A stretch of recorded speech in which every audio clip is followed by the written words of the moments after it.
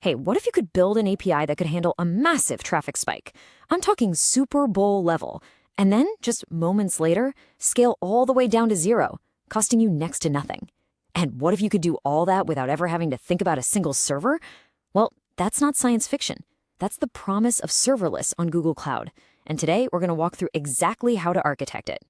And look, this is about so much more than just convenience. It's really a fundamental shift in how we build things. We're talking about a true pay-for-what-you-use model that can completely transform your projects from being expensive and rigid to lean, mean, and incredibly agile. So let's break down how we get there. Here's our little journey for today. First, we'll dive into the serverless promise itself. Then, we'll pick the right front door for our API, choose the brains of the operation, figure out how to secure our endpoints, and then we'll see how it all fits together in a complete architecture. And we'll wrap up with some pro tips to get you ready for production. Okay, so before we start drawing up the blueprints, let's get right to the heart of it. What is this serverless promise? And, why is it taking the development world by storm? What's all the hype about? The best way to think about it is like this. Your code is basically a specialist gig worker, right? It's not on the clock 24/7.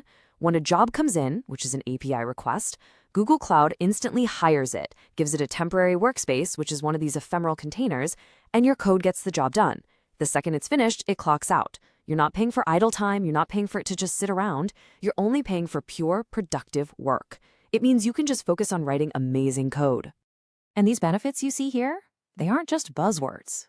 They represent a huge shift in how we work. Automatic scaling means you can go from 1 user to 1 million, literally overnight, without your team scrambling in a panic. Pay-per-use means that side project you're working on doesn't cost you a dime until it actually goes viral.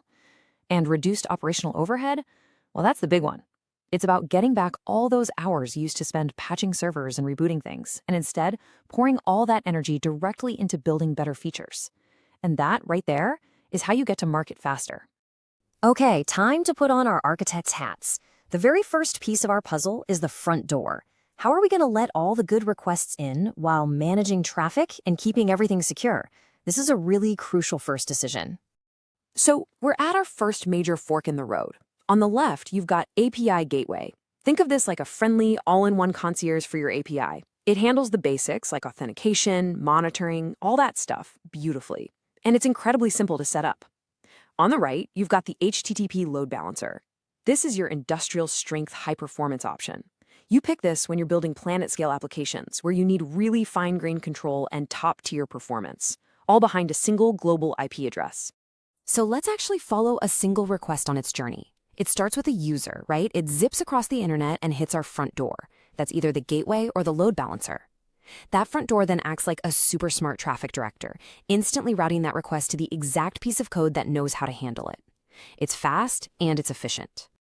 All right, the request is now inside our system. So where does all the magic happen? It's time to choose the brains of the operation, our serverless compute backend. And really, this fundamental choice boils down to a pretty simple question. Are you deploying a self-contained package, a container, or are you deploying just a piece of source code? Your answer is going to lead you to one of two fantastic services.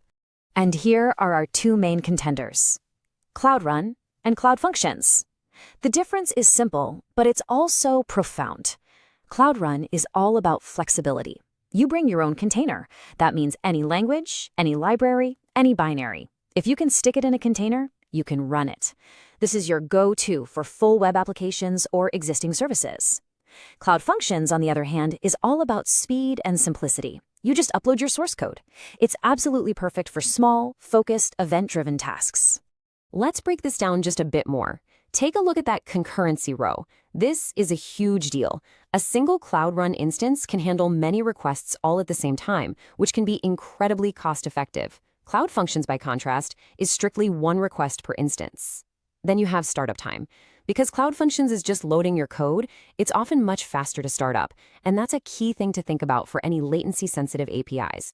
So, we've designed our request path, we've picked our backend logic. Now, for something absolutely critical, we need to put a guardian in front of it. Let's talk about security. Google Cloud gives you this awesome layered security toolkit. First, there's IAM. Think of IAM as a bouncer just for your services. It decides which other services are even allowed to talk to your API.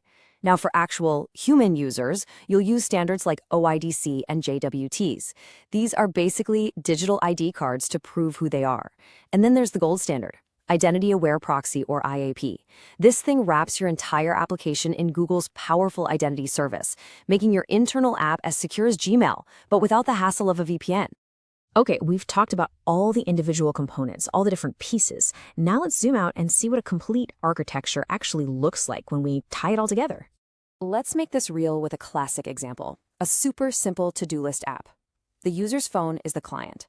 When they add a new task, it sends a request to our API gateway. The gateway sees it's a create request and routes it to our create task cloud function. That function then writes the new task into our serverless database, which is Cloud Firestore. It's simple. It's clean, and the best part is, it's infinitely scalable. Now, building the architecture is one thing, but running it successfully in production, that requires a little more thought. So let's cover some absolutely essential pro tips. To go from a cool prototype to a real production-grade service, you need to be disciplined. First thing, version your API from day one. Using /v1 in your paths means you can launch a /v2 later without breaking everyone who depends on your app. Second, centralize your logging. When something goes wrong in a distributed system like this, having all your logs in one searchable place is the difference between a 5-minute fix and a 5-hour nightmare. And finally, handle your errors gracefully. A consistent, clear error response is a feature, not a bug. When you really step back and think about it, this whole serverless paradigm is just a profound shift. Your infrastructure isn't a set of machines you have to manage anymore. It's just code. It scales on demand, and it's all managed for you by the cloud. This frees you up to focus on what actually matters, building incredible applications. So, with this foundation of scalable, cost-effective, and incredibly powerful serverless components right at your fingertips, the only question that's really left is, what are you going to build next?